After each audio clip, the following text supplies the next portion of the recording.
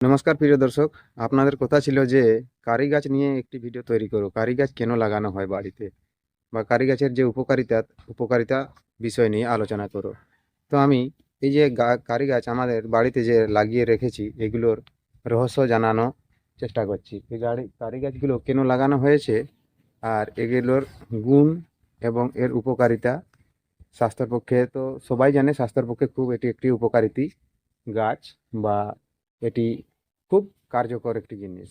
তো এর আরও যে স্বাস্থ্যমতীয় গুণ আছে, যে প্রয়োগ বিধি, সে প্রয়োগটি করার জন্য এগুলো কিন্তু রোপণ করা হয়েছে। এই দুটি যুগলে লাগানো হয়েছে, এদিকে একটা আছে এবং এইদিকে একটা, এটা দুটি যুগলে লাগানো হয়েছে, ঠিক আছে। এই দুটি যুগলে লাগানোর কারণ আছে আলাদা। এই দুটি যুগল কেন লাগানো হয়েছে সেটাও আমি বলছি আপনাদেরকে, এবং এর যে সমস্ত গুণ রয়েছে সে সমস্ত গুণ হিসেবে আমি আপনাদের সাথে কথা বলবো।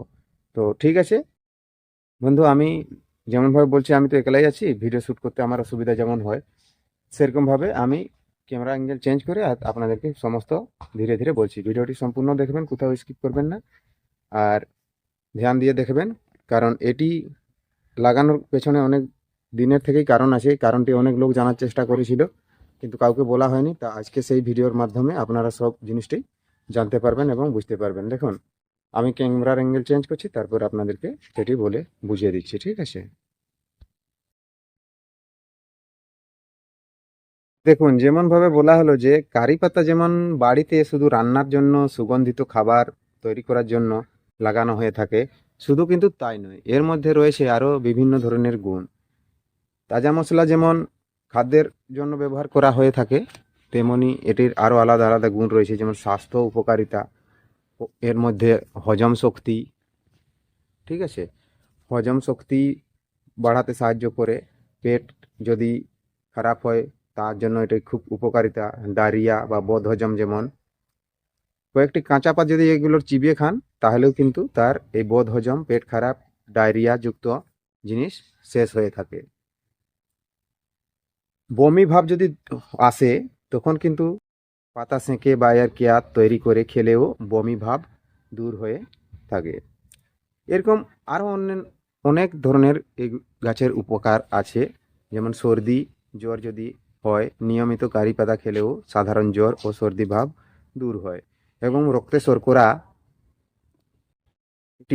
শর্করা মাত্রা নিয়ন্ত্রণ করে, ব্লাড সুগারকে নিয়ন্ত্রণ করে এই পাতা প্রতিদিন নিয়মিত হিসাবে যদি খেতে পারা হয়, তাহলে এর পাতার মধ্যে সেই রক্ত শর্করাকে নিয়মিত করে।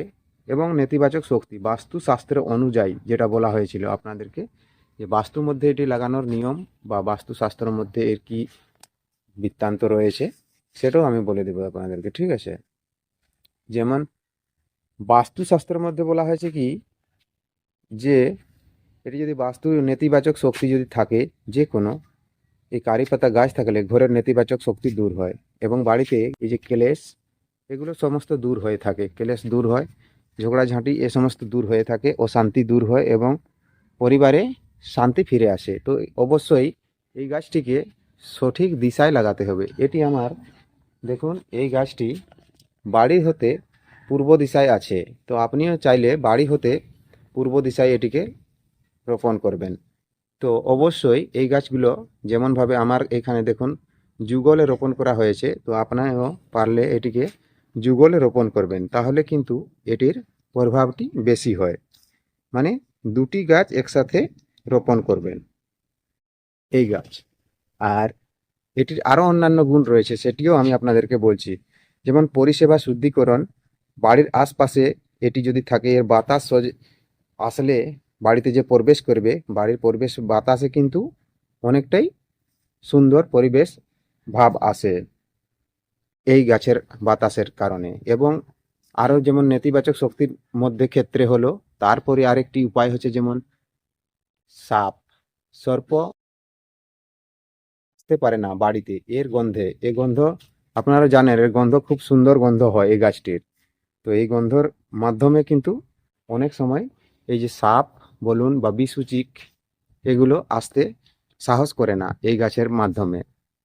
তো তাই অবশ্যই চেষ্টা করবেন, এই গাছটি যখন আপনি রোপণ করবেন, অবশ্যই যুগলে এটিকে লাগাবার চেষ্টা করবেন। যেমন এই দেখুন সামনে সামনে দুটি লাগানো রয়েছে, এটি একটি এর গাছের গোড়া এবং এইটি একটি গাছের গোড়া, এরকম সামনে সামনে রোপণ করবেন। দেখুন কত দূরত্বটা দেখুন।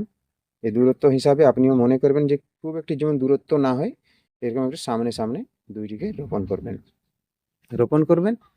আপনার যদি পূর্ব দিশায় জায়গা না থাকে তাহলে আপনি অগ্নি সাইডেও লাগাতে পারেন, অগ্নিকোণ সাইডে যদি আপনি লাগাতে পারেন তাও ঠিক আছে, অথবা এটিকে আপনি উত্তর দিশায়ও রোপণ করতে পারবেন। যেমন আমি একটি দেখালাম আপনাদেরকে সেদিনের ভিডিওতে, যে উত্তর দিশায় আমার সেটি উত্তর দিশায় আছে। এখান থেকে আমি আপনাদেরকে দেখিয়ে দিচ্ছি সেই গাছটি কোথায় আছে। দেখুন রাস্তার ধারে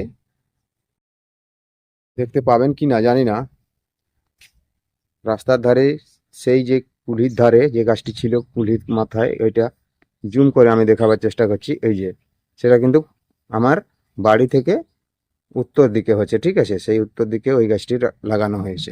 এরকম ভাবে আপনি উত্তর দিকেও ওই গাছটিকে রোপণ করতে পারবেন।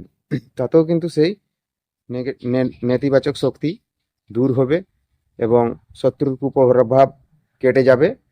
আরও যে সমস্ত যেমন যতগুলো নিয়ম আমি বললাম, যতগুলো পদ্ধতি বললাম, যেমন ভাবে যেগুলো বললাম, এ সমস্ত জিনিস কিন্তু লাভ হয়ে থাকে।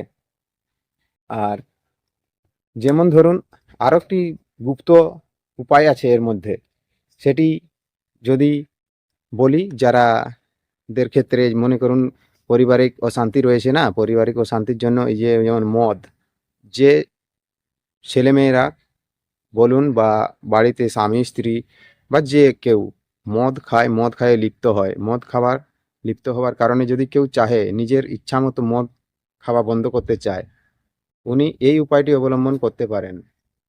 এটার দ্বারাই কিন্তু ওনার মদ খাওয়া বন্ধ হয়ে যাবে, মদ উনি খেতে পারবেন না। তো প্রথমে আপনাকে এইভাবেই দুটি যুগল ভাবে কারি গাছা ছোট চারা নিয়ে আসতে হবে। ছোট চারা নিয়ে আসার পরে এটিকে নিয়মিত রূপে আপনাকে পূজা করতে হবে।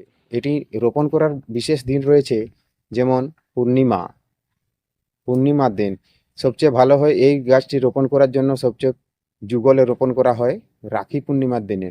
এই রাখি পূর্ণিমার দিনে যদি এই গাছটিকে রোপণ করতে পারেন তাহলে এটি তার শক্তিটা বেড়ে যায়। আর যদি রাখি পূর্ণিমার দিন আপনি করতে পারছেন না, তাহলে যে কোনো শুভ দিন দেখবেন, পঞ্জিকা অনুযায়ী শুভ দিন যেদিন বৃক্ষরোপণের দিন থাকবে, সেই বৃক্ষরোপণের দিন দেখে আপনি কিন্তু এটিকে রোপণ করবেন, অন্য দিনে রোপণ করলে হবে না। স্নান করবেন, পবিত্রভাবে স্নান টেনান করে আপনি এই গাছগুলোকে নিয়ে আসে আর তারপরে এগুলোকে রোপণ করে দেবেন। দেখবেন আগের থেকে আপনি অনেকটাই পরিবেশ শান্ত হবে, বাড়িতে ক্লেশ দূর হবে বাড়ি থেকে, আর অনেকটাই লাভ পাবেন। যেমন যেমন বললাম সে সমস্তই লাভ পাবেন, কারণ এগুলো আমরা আগে থেকেই জানতাম, তাই আগে থেকেই এগুলো আমরা রোপণ করে রেখেছিলাম এবং তার অনেকটাই আমরা লাভ পেয়েছি। তাই আপনাদের কাছেও সেইগুলো শেয়ার করার আমি চেষ্টা করছি। বন্ধু, কেমন লাগলো ভিডিও অবশ্যই কমেন্টে লিখে জানাবেন। যদি ভিডিও ভালো লেগে থাকে ভিডিওকে একটি লাইক অবশ্যই করবেন এবং চ্যানেলে যদি প্রথমবার থাকেন চ্যানেলটিকে সাবস্ক্রাইব করে পাশে থাকবেন এবং পাশের নোটিফিকেশন বেলটি টিপে অন করে রাখবেন। তাহলে কি হবে, আমি যখন যখন এই যে ভিডিও আপলোড করব সর্বপ্রথম নোটিফিকেশনটি আপনি পাবেন। সর্বপ্রথম নোটিফিকেশন পেয়ে আপনি যে কোনো ভিডিও আমাদের এই চ্যানেলে আপলোড করা হয়ে থাকে সমস্ত কিন্তু দেখতে পারবেন এবং বুঝতে পারবেন।